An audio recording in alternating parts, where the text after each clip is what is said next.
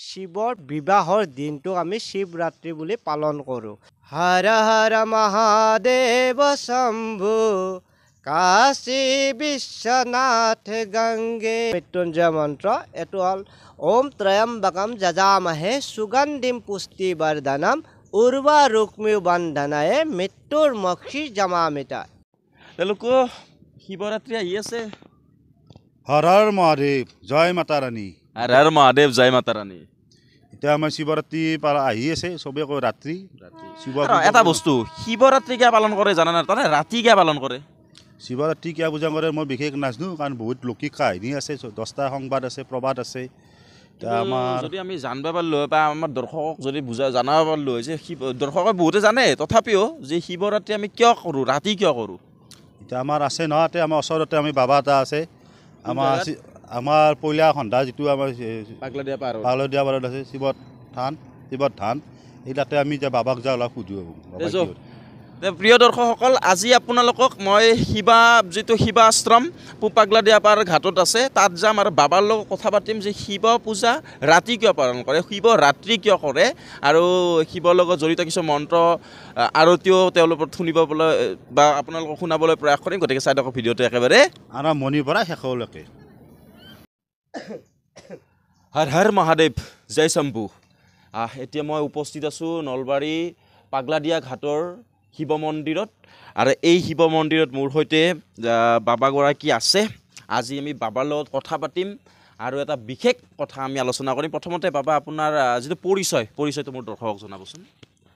মই সকলোৱেতো বাবা বুলিয়ে কয়, আৰু আমাৰ পৰিচয় ঠিকনাটো আপোনালোকে সকলোৱে গম পায়। আমাৰ য'তে যাওঁ তাতে আপোনাৰ, আৰু আমাৰ হ'ল এই যি ঠাইতে যাওঁ তাৰে আমি উন্নতি সাধন কৰাটোৱে আমাৰ কৰ্তব্য। আচলতে বাবাৰ পৰিচয় বুলি ক'বলৈ গ'লে বাবাবিলাকৰ নিৰ্দিষ্ট কোনো পৰিচয় নাথাকে, তেওঁলোকে য'তে থাকে সেই অঞ্চলৰে উন্নয়নৰ কামে বা উন্নয়ন হকেহে কাম কৰে। আজি বাবাৰ লগত আমি এটা বিশেষ কথা চৰ্চা কৰিম। শিৱৰাত্ৰি পূজা আহি আছে। আজি আমি আলোচনা কৰিম যে বেছিভাগ পূজাই দিনতে কৰা হয়, কিন্তু শিৱৰাত্ৰি ৰাতি কিয় কৰা হয় বা শিৱৰাত্ৰি বুলি কিয় কোৱা হয়, আমি বাবাৰ পৰা এই বিষয়ে চমুকৈ যদি জানিব পাৰোঁ যে শিৱ পূজা ৰাতি কিয় কৰা হয়। শিৱৰাত্ৰি বুলি ক'লে আমি আমাৰ হিমালয় পুত্ৰী যেতিয়া আমাৰ সৃষ্টি ৰক্ষাৰ কাৰণে শিৱৰ বিবাহৰ দিনটোক আমি শিৱৰাত্ৰি বুলি পালন কৰোঁ, আৰু এইটো আচলতে সিদিনা সেই দিনটো এটা মহা শিৱৰাত্ৰি ৰূপে পালন কৰা হয়। যেনেকৈ আমাৰ ধৰক ধৰ্মীয় হিন্দু শাস্ত্ৰ মতে বিবাহৰ গোটেই পৰিষ্ঠান সম্পন্ন কৰা হয় আপোনাৰ ৰাত্ৰিৰ ভিতৰত। সেইকাৰণে এই ধৰ্ম প্ৰাণ সকলোৰে কাৰণে আমাৰ দেৱ দেৱীসকলেও এই বস্তুটো বিবাহ অনুষ্ঠানটো সদায় ৰাত্ৰিলৈকে থৈছিলে।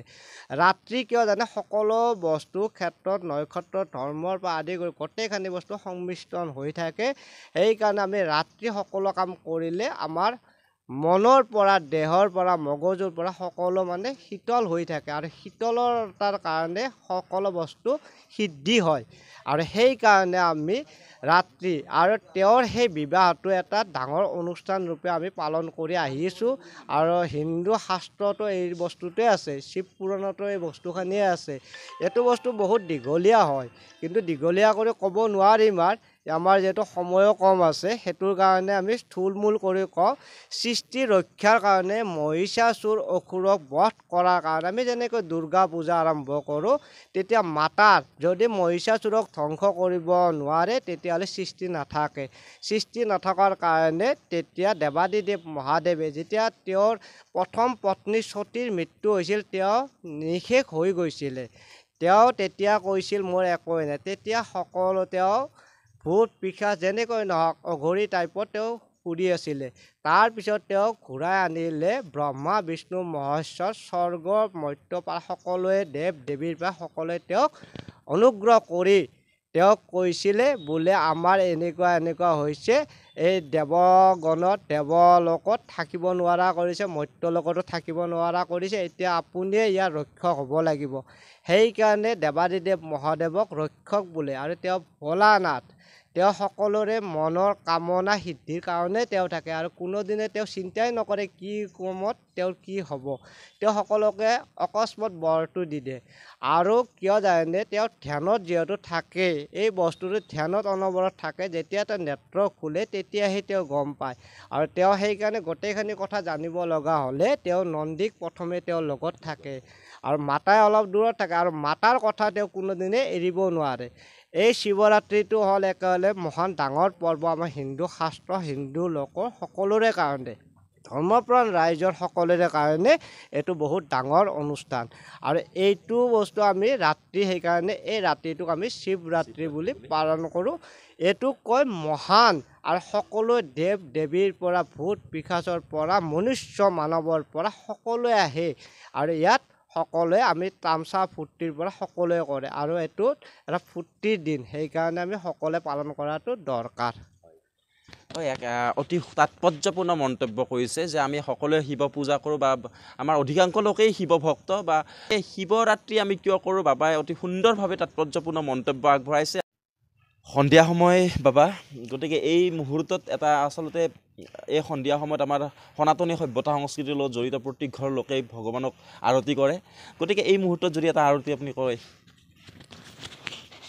আৰতি আচলতে আমাৰতো এটা নিয়মটো, মোৰ আৰতিটো মানে মোৰ 4 প্ৰহৰৰ কাম চলে, এটা ব্ৰহ্ম মুহূৰ্তত চলে, এটা দিনৰ আপোনাৰ দুপৰীয়াৰ প্ৰহৰ এটা থাকে, আমাৰ সন্ধিয়া প্ৰহৰটো আপোনাৰ মই আৰতিটো 6টা বজাতে, কিন্তু সদাশয় ৰাইজৰ ধৰ্মপ্ৰাণ ৰাইজৰ কাৰণে আপোনালোকৰ আৰু আপোনাৰ এখেতৰ ৰিকুৱেষ্টত মই আপোনালোকৰ কাৰণে এইটো ক'ব বিচাৰিছোঁ।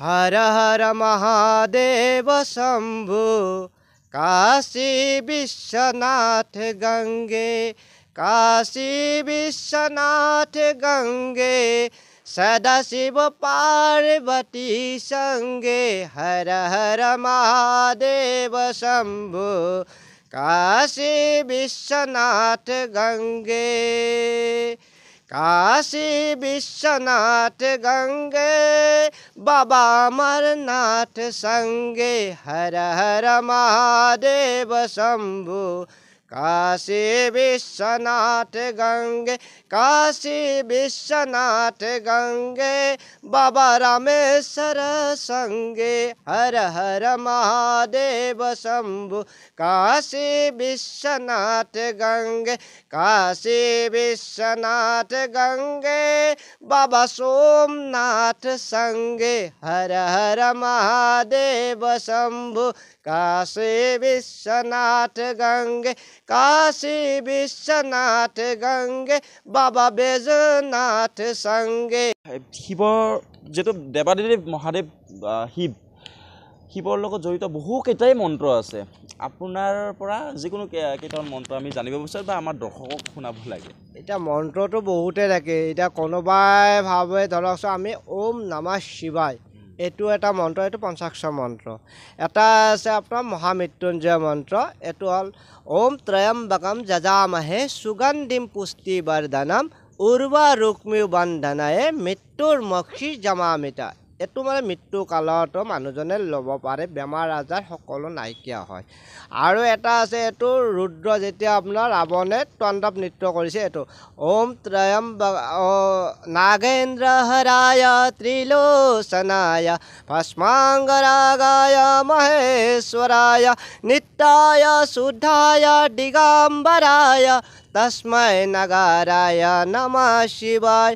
এই মন্ত্ৰটো মই সংক্ষেপেহে দিছোঁ দেই, গোটেইখিনি দিয়া নাই কিয়নো সময়ৰ অভাৱৰ কাৰণে, আৰু ধৰকচোন এখেতে বস্তুখিনি কৰাতে অলপ আমাৰ সকলোৱে পিছলৈ আপোনালোকে গোটেইখিনি বস্তু পাব।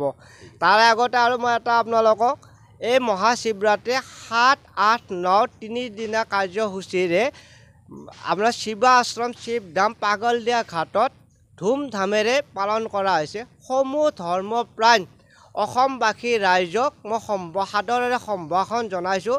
তাত কিবা ভুলকুটি হ'ব পাৰে, সেইকাৰণে আপোনালোকক আদৰে সম্ভাষণ মই জনাইছোঁ। ইয়াত যদি দৰ্শনটো পাম বুলি মোৰ আশা থাকিল ইয়াতে। হৰ হৰ মহাদেৱ, জয় মাতা ৰাণী। খুব আনন্দিত, খুব ভাল লাগিছে আজি এই সন্ধিয়া সময়ত বাবাক লগ পাই এক আধ্যাত্মিক পৰিৱেশ বিৰাজ কৰিছে আৰু খুব সম্ভৱ মোৰ দৰ্শকসকলেও আনন্দিত হ'ব, খুব ভাল পাব, আপ্লুত হ'ব। শিৱৰাত্ৰিৰ তাৎপৰ্য আমি জানিব পাৰিলোঁ আৰু শিৱৰ বিভিন্ন মন্ত্ৰও তেখেতে কৰিলে, আৰতিও তেওঁ মানে শুনোৱালে। গতিকে খুব আনন্দিত, খুব ভাল লাগিছে। বাবাৰ সুস্বাস্থ্য আৰু দীৰ্ঘায়ু কামনা কৰি আজি এই অনুষ্ঠানটো সামৰিছোঁ।